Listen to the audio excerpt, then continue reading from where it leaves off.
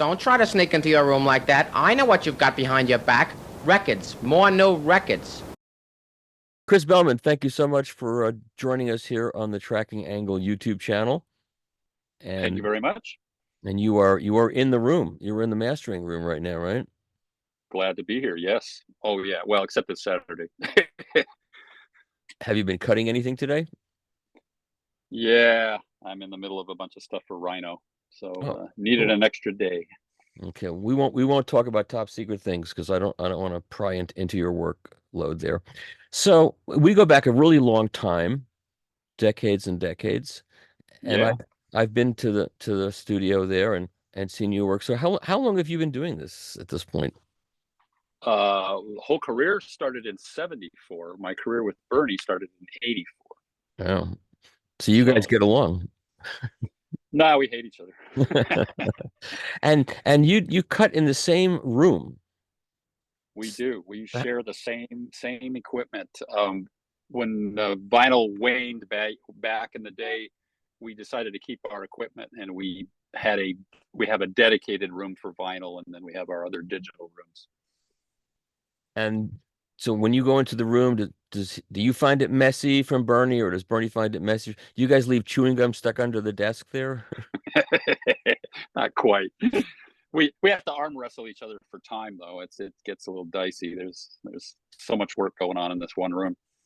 And so you've got a Scully lathe there, correct? We do. I'm going to show that. Yeah. There you go. I'm going to show it in a photo that I have here too. And that's a vintage piece that's been around for a really long time. Yeah, early vintage '60s. The mechanics wise, all the electronics, of course, is very updated. Sure. And the cutter head is a Westrex cutter head? It's a Westrex. Yes, it is.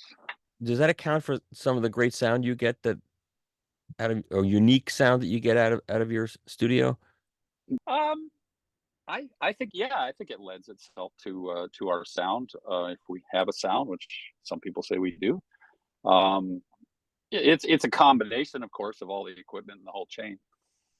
I've always said that a cutting system is the opposite of a playback system. It's just you're listening to somebody's stereo in reverse. And that is true. If you like one person's cuts, you're probably hearing to a certain degree their stereo system as opposed to what they do. But you also have to apply your own talents to the job. It's not just a tech job. There's a talent involved in it too. Yeah, absolutely. And an art, if you will. Yeah, especially when you're cutting from tape. Let's say it's a little more cut and dry when it's a digital file that you're cutting that's been prepared for you. Is that true? Mm-hmm. Yeah. That there's several different facets to our business. One is, of course, we get a project, we EQ it, we master it, and we make digital files, and we cut lacquers, and we do all of that. Then there's another side of the business where we get files from other mastering engineers, usually high res of some kind, and our job just becomes to get the best transfer to vinyl as possible. So I just have a record here that I'm reviewing. I took this record out of the jacket. It's a reissue, and the record looks to me to be a pitchless record. In other words, it's cut at one pitch. Fixed pitch. Yeah. Fixed pitch. And it sounds terrible. I don't know why they did that. Well, I don't think it sounds terrible because of the fixed pitch. It's probably it's a very short side. Maybe they were trying to use up space, or they didn't have a computer, or whoever cut it. There's a myriad of reasons. Well, it's cut at a very, very low level. I have the original pressing that I bet was cut. It could have been cut by Bernie because it's an A&M. It's an A&M. Wait, I'll show it to you. What vintage are we talking? 1989. 89. Well, you definitely had a computer then. Yeah, it's this record right here. Do you know this record? No, I do not. No. I don't know who cut it. I just know that it's a digital recording of Rudy Van Gelder. It's one of his, I guess, early on in his digital, and it sounds spectacular in a digital way. You know what I mean? It's got the symbols are really bright and clean and shiny. Everything's bright, clean, and shiny, but over time now, decades later, I like this sound of this record. I think when it first came out, it probably was a shock to my system. But this is not fixed pitch cut. It's a long record. I think it's about 55 minutes. Oh, yeah. So I don't know why it was cut the way it was, but I'll try to grill the mastering engineer, who I know. I'm not going to mention any names. It wasn't you. I'll just say that. Thankfully. So you cut a lot of stuff. You cut Tom Petty's Wildflowers project, right? I did, yeah. The remaster, yeah. From tape for the first time, right? That is true.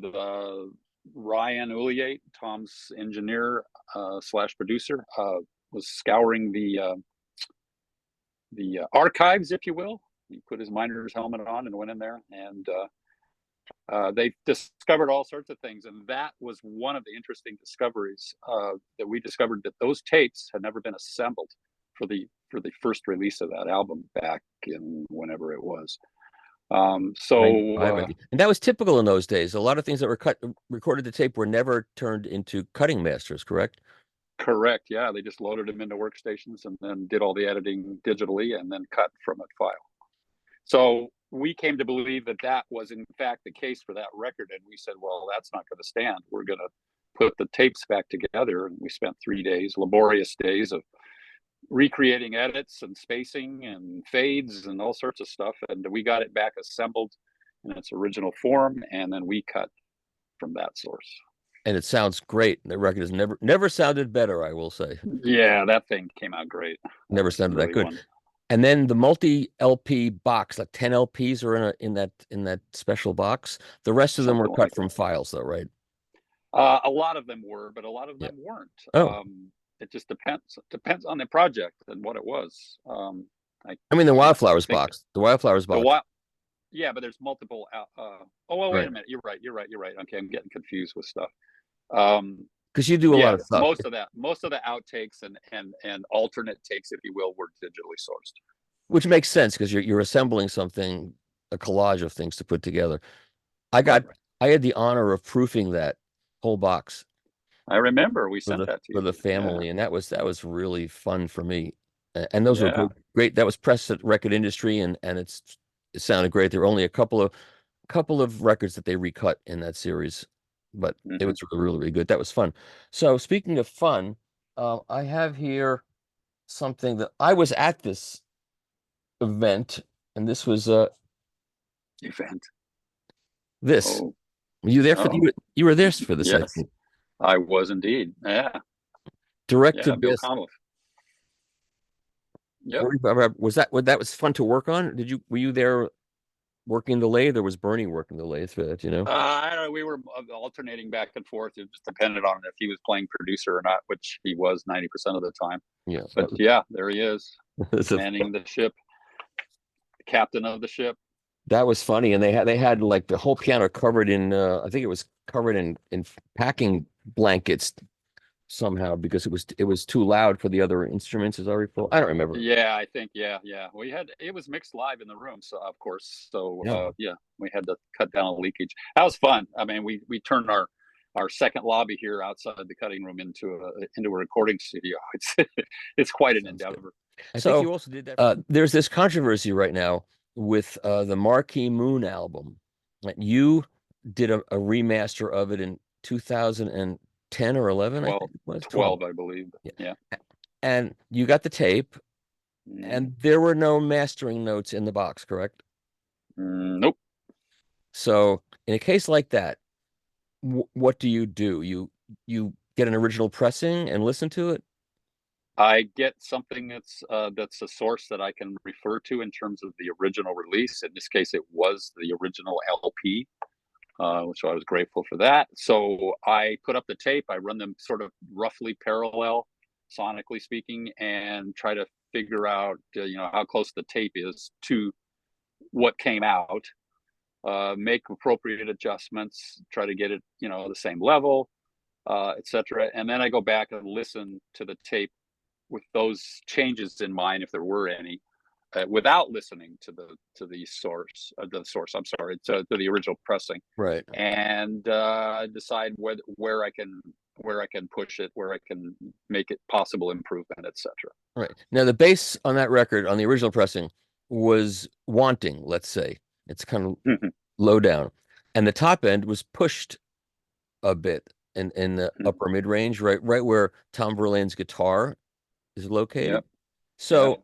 when I have always had an original pressing, and I got the latest reissue that was cut by our friend Kevin, and it sounds great, and I don't have your cut, but I surmised, looking at the fact that it was recorded at Phil Ramone's A&R Studios, which must have cost more money to record at than some of the garage places they could have found in New York to do it. And they brought in Andy Johns from the UK to record and mix it, and that had to cost them some money. And they mastered it at Sterling Sound, and the credits go to Lee Hulko, who started the place, and Greg Calby. And so I surmised that was a purposeful recording and a purposeful mastering, and Tom Verlaine was listed as the co-producer of the record. So I figured that's what he wanted it to sound like. Well, so, yeah, I mean, you could surmise that if he was calling the shots, that he had the final say on the mastering and the mixing. And we don't know that for sure. True. I just surmised it from the fact that it was all these top shelf places that were involved in it. So then the question is, when you're remastering it, do you try to retain that original sound, or do you modify it somewhat? You modified it somewhat, right? I modified it, but only in terms of getting it, well, let me think. How do I put this? Like I said before, my process is I try to stay true to the original pressing. So if I put on a pressing and I compare it to the tape, and there's like no bass on the pressing, and I got gobs of bass on the tape, well, then clearly something happened. Right. So then I have to find out whether it was purposeful or not. Yeah. And whether I should try to do something similar or go my own direction. So all those decisions have to be made. I mean, it seems to me when you do this job, it's like you say to yourself, who am I to be doing this? Who am I to be taking this thing and making it into my own vision of what it is? But ultimately, on some level, you have to do that. That is true. You do. But I try to restrain from going too far in any direction when I do that. Yeah. It's sort of like walking up to the Mona Lisa going, I think there should be more red over here in this left corner. Right. I mean, I can't do that. I just morally, I just can't do it. I gotta stay true to what I think they were trying to do. Now, that being said, I can make improvements with restraint, if that's a word, and hopefully my chain is much better than it was back in the day when that thing was processed. Sure. Which I'm almost positive it is. Plus, our pressings are better nowadays, so. Yeah, it's almost a win-win if you stay true to the original intent. I hate to use that word, but the original pressing somewhat. Stay in the ballpark. Yeah, it's like the Beatles originals are bass shy, and that was because if they cut it with all the bass on the record, it would skip on the kiddie phonographs that most people had. Right. So they reissued it, the mono box set too. Even though there's no vertical modulation, they put all the bass back in it. And people were saying, oh, there's too much bass now. Paul McCartney is still alive, so he was deciding what to do. But that's not what happened, obviously. No.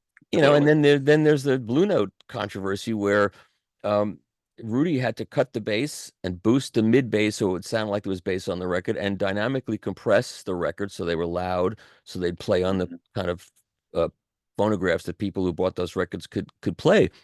And the reissues give you what's on the tape, and then there's a controversy of which is it supposed to sound like. I'm pretty sure Rudy would have wanted what they sound like now.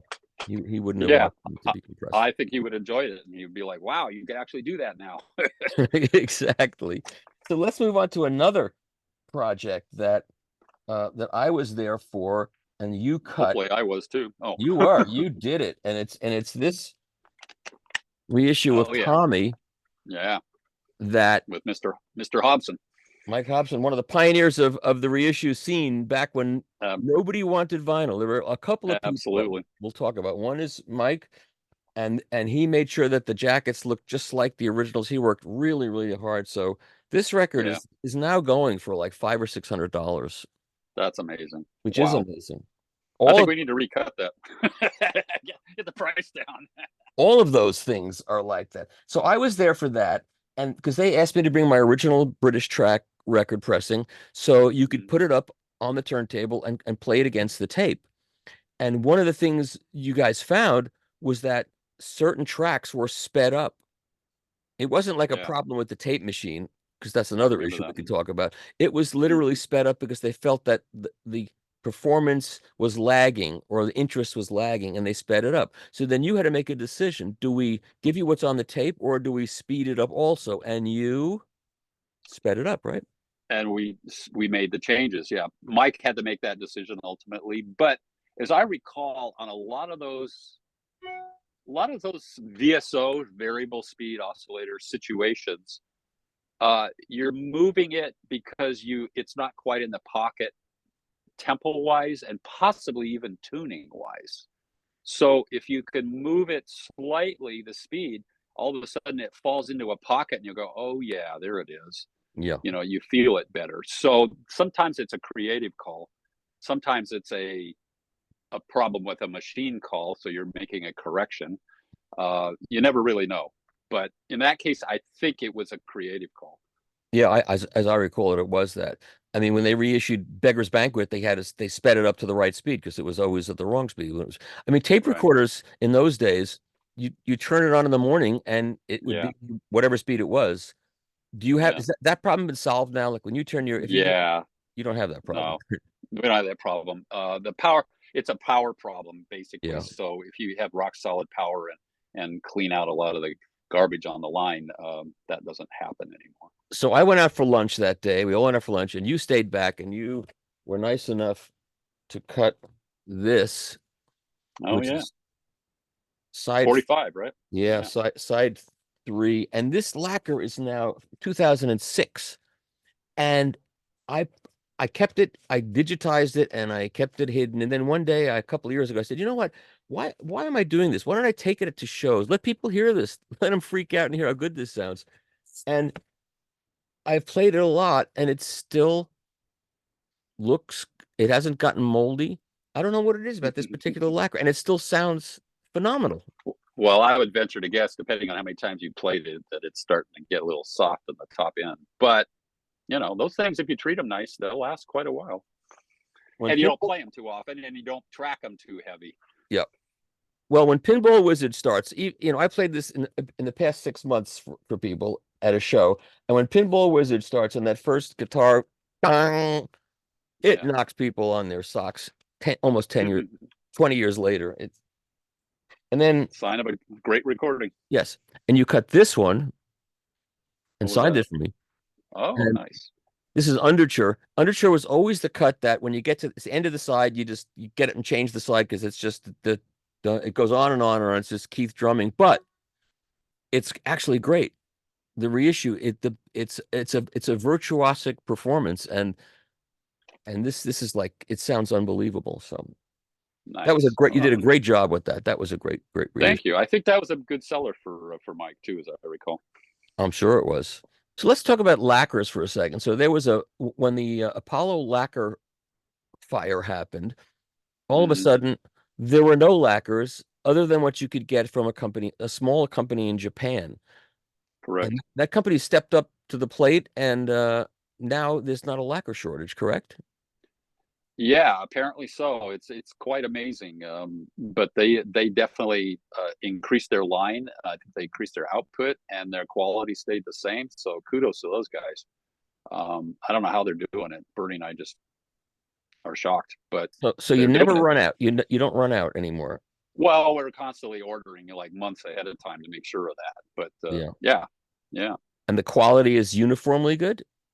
It generally has been for 3 years now? How long has that been? When was that fire? I forget. Yeah, I don't remember.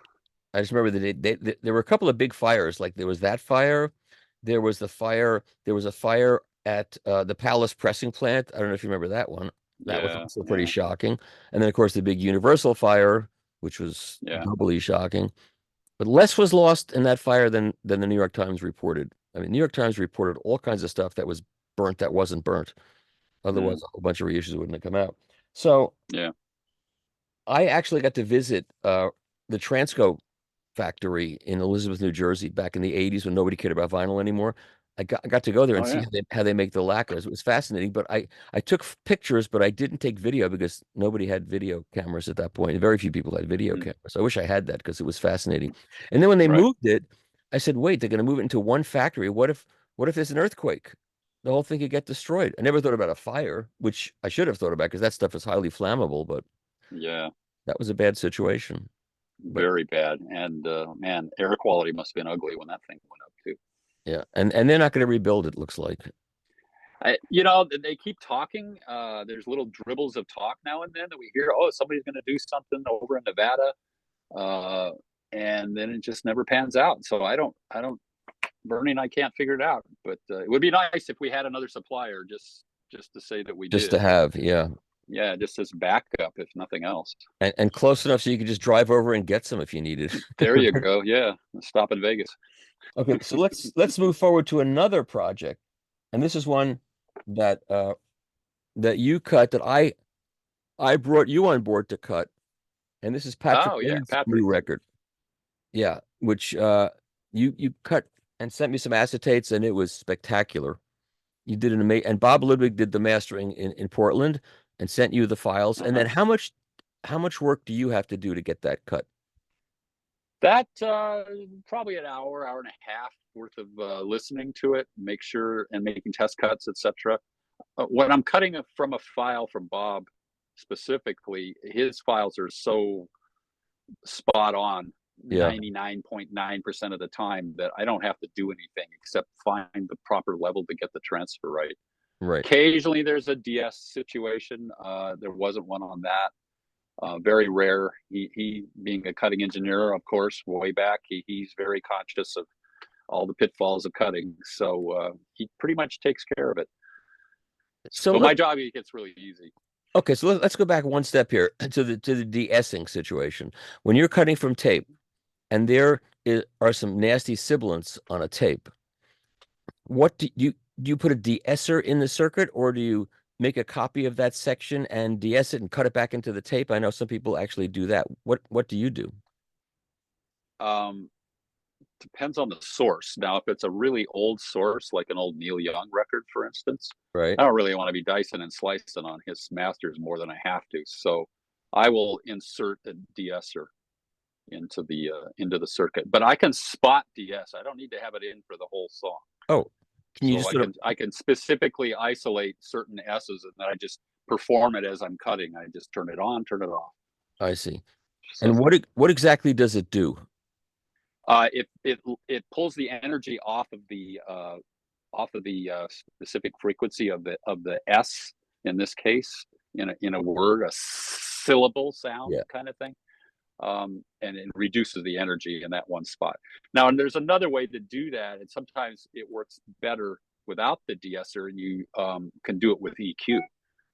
You can actually you can slate in a really fast EQ move on a specific S and take care of it that way too. It's just it's dependent upon program, of course.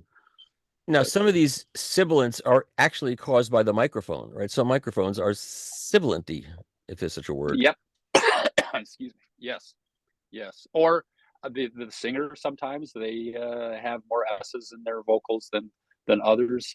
How they use the mic, if they're off axis to it, a lot of them do that just unintentionally, and it actually helps. But when you're straight on and you have sibilants in your voice, it can be an issue. Yeah. So Patrick, and then how it's recorded. Yeah. Now Patrick's record has incredible bass on it. And the bottom end of that record is stupendous. Did that present any? Could you put all the bass on that file on the record? You didn't touch it. There's no EQ on that record from my point of view. Whatever Bob did, he did. I just I make it fit by not messing with the EQ. I just mess with the overall level of the record.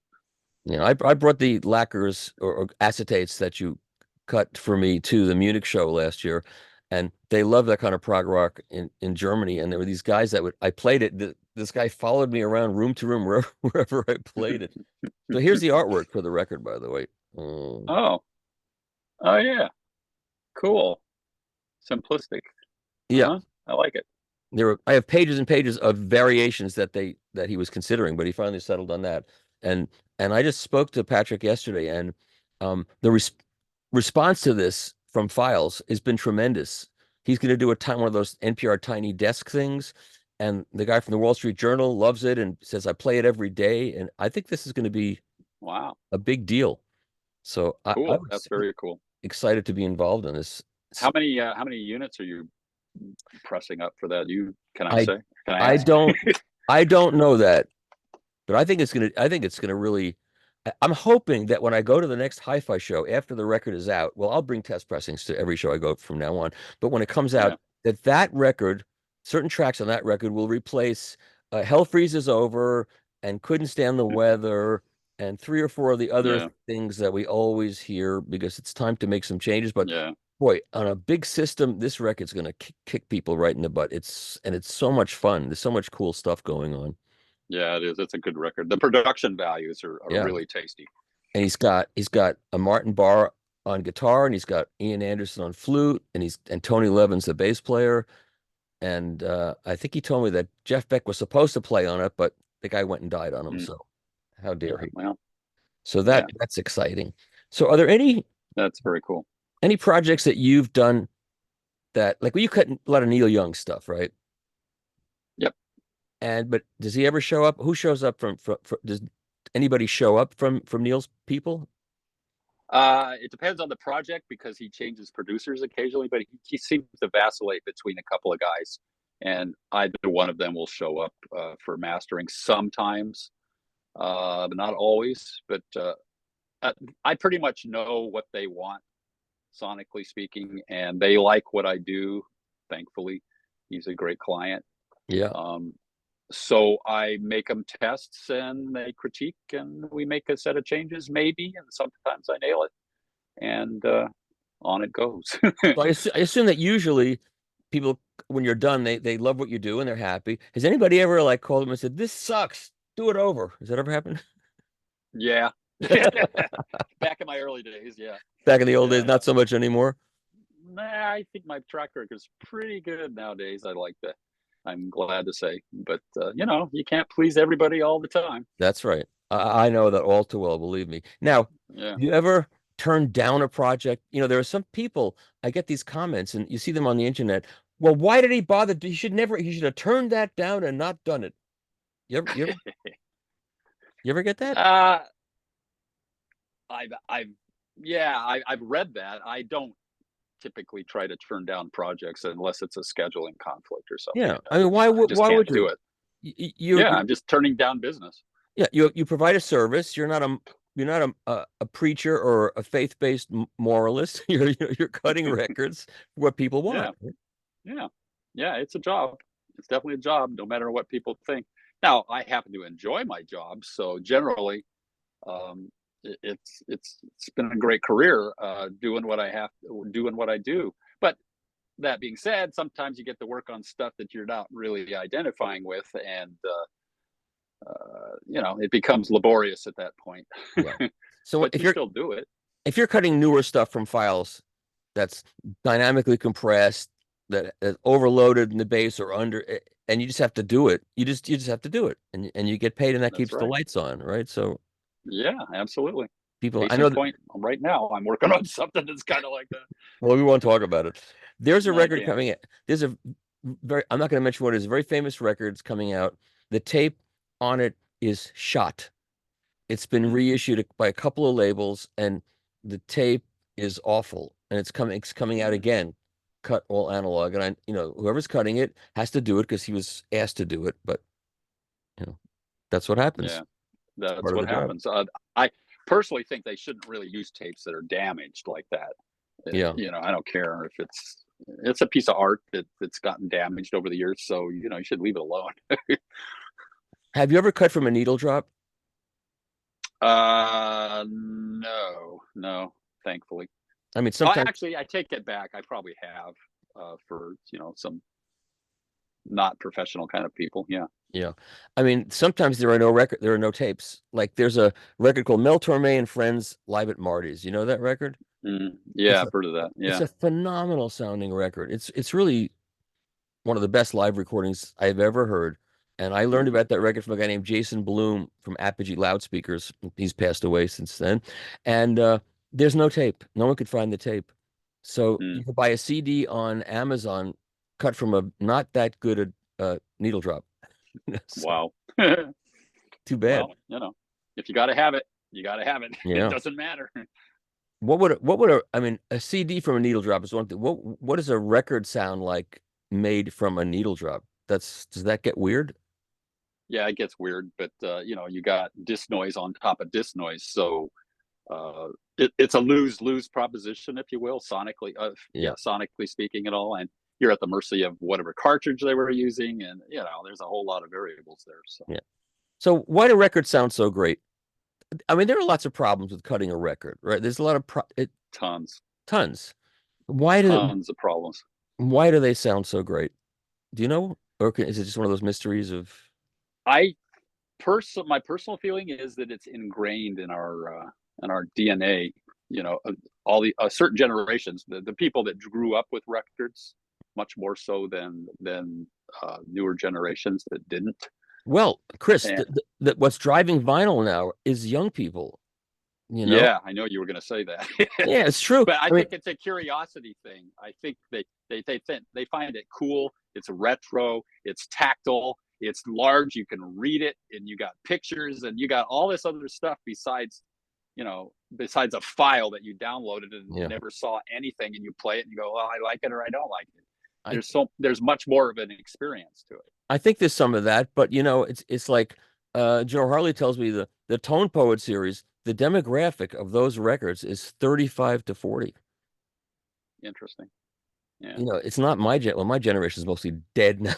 Anyway, I'm a survivor. Mine too. Yeah, me too. But yeah, it's 35 to 40. That's really good news, actually. Yeah, it is. Yeah, that's great. And then there were Taylor Swifties, Yeah. In the 20s. Well, those are much younger. And you read those stories. Most of those people are buying the records and hanging them on the wall to look at. Mm-hmm. I don't know how true that is, but even if it's true, at some point they're going to say, you know what, I want to take that record off the wall and play that thing and see what it sounds like. I suspect that will happen. Oh, yeah. I do seminars now and then for various colleges and such, and I always, one of the first questions I ask before we even start is, how many people listen to vinyl? And it's interesting. It's a really interesting, from my viewpoint, it's very interesting. Sometimes I get 100% out of college kids. Well, because you're there. Other times I get like, 2 or 3 hands out of 20 people. So it varies a lot. But I always find it interesting that the people that do listen to vinyl that are in that age group, they seem to know quite a bit. Yeah, they've done their research. They know different cutting places, and they know different pressing plants, and they know about tipped on sleeves, and they know all this stuff. So how great is that? It's great. That's great. Because they're into it. They're invested in it. They're not going away. Yeah. Now they have a hard time in college spending $50 on a record. I get that. But future clients. Yeah. Well, a record that I paid $3.98 for at Sam Goody in 1964 or so, that $3.98 in 1964 in today's dollars is like $30. Records are not expensive, really. Yeah, it's relative. Yeah, of course, that's what they're used to. But as we know, you could also spend $65, $70, $80 on something that maybe shouldn't be that expensive, and then of course you can go crazy on what's Chad selling Asia for. Yeah, well, that's the UHQR and the doweled box and the whole deal. Yeah, it's a beautiful package, and it sounds great. It sounds really great. I've compared that to umpteen pressings, and it's especially cutting at 45, where you're putting four sides together, and you're never getting too far into the groove area, right? So Yeah, I mean, it's a let's win-win. explain that to people. So what happens as you're cutting towards the center towards the spindle? The high frequencies have to roll off intrinsically, correct? Correct. It's just physics. Without getting too far into the weeds on that, it's something that happens on every record, various amounts. I try to mitigate that by, no matter what speed I'm cutting at, 45, 33, I try to stay away from the center as much as possible. So I try to use maybe 2/3 of the space that I have Right. available to me. Unless I'm cutting a 30-minute side, you can pretty much do that without sacrificing too much. There are those projects that How do you cut a 30-minute side without sacrificing too much? Honestly. Well, if it's a vocal and a guitar, you can kind of get away with that, and it's in mono. Yes. Now, bass does not have to be summed to mono, does it? Does not. No. That's one of those things. All basses. That's a misnomer from back in the day, which, like you were talking about earlier, about having to cut the low end so they could play on cheaper players. Right. Well, when stereo came around, they found a whole new set of problems in terms of phase information in the lower frequencies. It sucks up space on a disc. It's sometimes difficult to cut.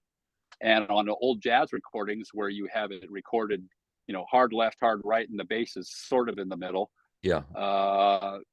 It can get dicey in terms of groove velocities and all that stuff. So you have to be careful. So sometimes there's a switch on the board that still lives that's called a crossover, and you can cross the low end frequencies over at specific frequencies. So you're basically monoizing from a certain frequency down. We try to stay away from it, but sometimes you have a situation, the way a groove cuts, that you can't cut it without doing some amount of that. Do you look at an oscilloscope and run the tape to see what's going on before you cut it? Oh no, I physically cut it and I look at it in the microscope. Yeah, I can see what's going on. Radical grooves are pretty obvious even to the naked eye. So yeah. Do you remember the Haeco CSG system? Oh gosh, yes. What a disaster that was. Now, yeah, that was Neil. Yeah, he did a record with that, didn't he? One record with it.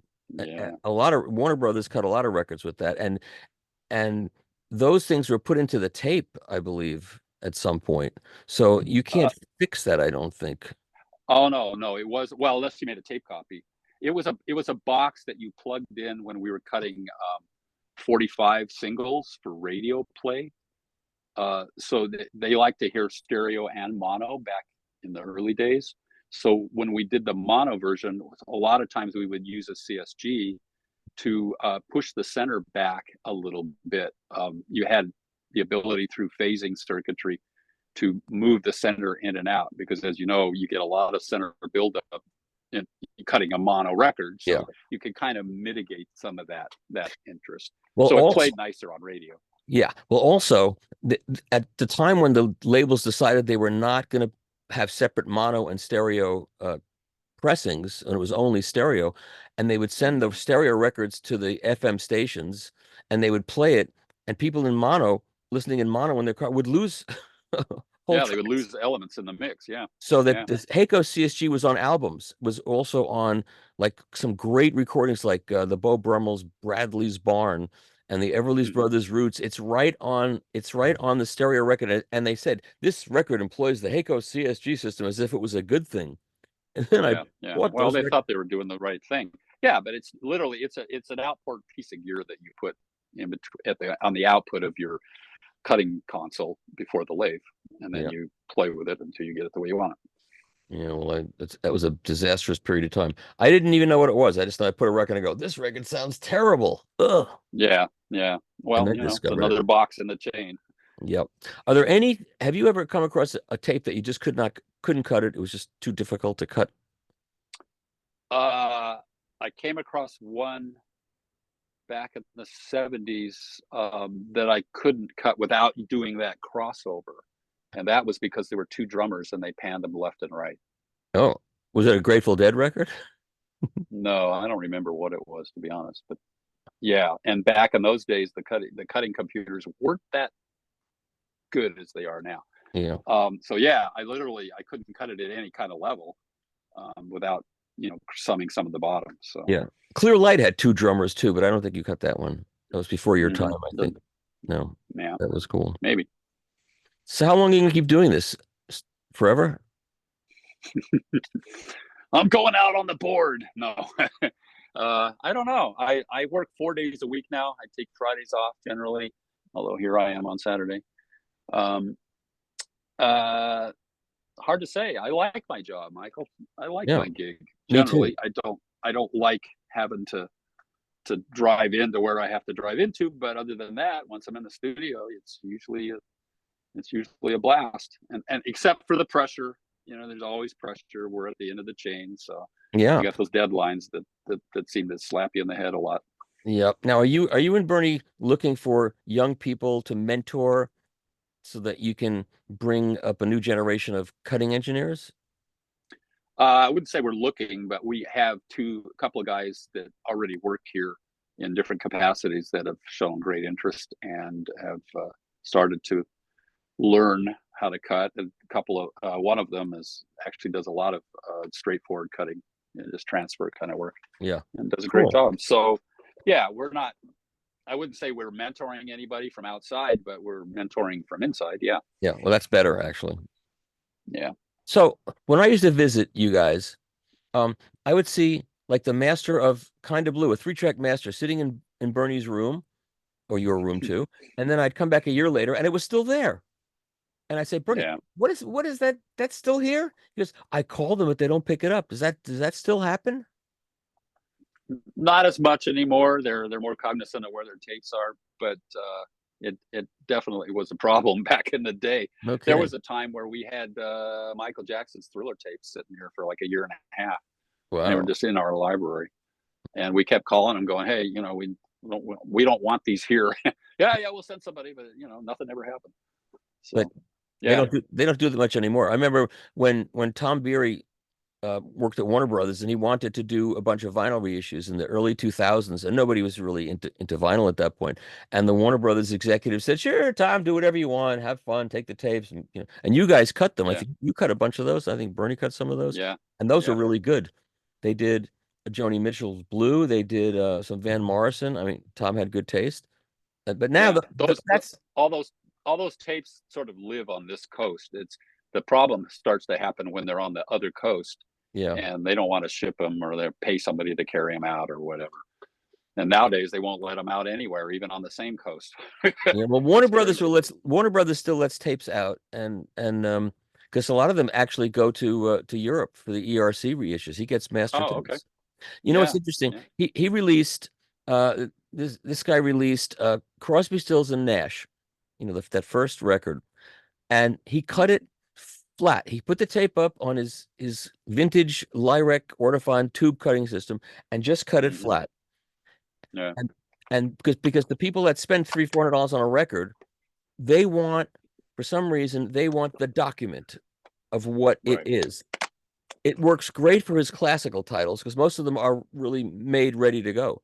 But the rock titles, that tape, it's like it sounds dead. The vocals sound good. I will say the vocals on that version are really beautiful in the mid-range where nothing had to be done. But the rest of it is like dead. You can't leave these things to their own devices, right? You have to work on them usually. You gotta work them, especially that vintage, that era of music. There was a lot of stuff going on in the studios that caused a lot of different kinds of audio. Yes. So you have to kind of like glue that together when you're doing an album from that era. Yeah. So there's definitely EQ, there's definitely levels, probably some de-essing. There's a myriad of things that compression is not a dirty word in rock and roll. I mean, a little bit. You got to pop it a little bit. Yeah, it just depends on the project. Sometimes you can get away without doing any. I generally don't do any on Neil, for instance. Oh yeah. Just don't need to. They're mixed well enough that it is what it is. Plus, I'm going to vinyl, so why bother? And he's never come in here, right? Never come into your place to. Neil's never come in. No, talk to him a lot on the phone now and then, but that's about it. Is he pleasant? We're on a first name basis. Yeah. Is he good to talk to? Is he pleasant to talk to? Yeah. That's good. Unless he's in a mood about a project or something, but yeah, generally. Yeah, that's good. I've always wanted to interview Neil Young, but I've never had the opportunity to do it. And I think it may have something to do with when he released Journey Through the Past, that movie that he did, and he premiered it at the Orson Welles Cinema. I've told this story a number of times. I'm sorry if you heard it, but a lot of people haven't heard it. It's like when they do a reissue, they go, "You're reissuing that again? We all have that already." Oh, really? You do? Who are you talking for? Everybody? It doesn't work that way. Sometimes you have to reissue things a lot of times, because another generation's getting into the music. So they showed the movie at the Orson Welles Cinema, and it wasn't very good. It wasn't. We were big Neil fans. We hoped he had a good feature film in him, but it was just a bunch of things he put together that he'd filmed on his own, and he had Carrie Snodgrass in it, and they filmed some stuff of the Ku Klux Klan running on the beach. It was pretty bad. And so I was in the audience, and I started cracking jokes, and people started laughing, and I got encouraged, and I basically invented Mystery Theater 2000 right then and there. And I had the place rollicking till it was over. And then a friend of mine, a promo man from Warner Brothers, a bunch of rows up, turns around and goes, "Very funny, Fremer. Guess who's sitting right behind you?" And it was Neil Young and David Crosby sitting right behind me. They weren't happy. But anyway, I slinked out, and I've never gotten that interview. Maybe that's why. Maybe not. I don't know. So Chris, thank you so much for spending some time with me here on the Tracking Angles YouTube channel. It was really interesting, and I hope I'll see you soon in California sometime. Yeah, that'd be great. Good. Always good to see you, Michael. Yeah. Keep on cutting. Thank you. I will. Bye-bye. Take care. Bye-bye.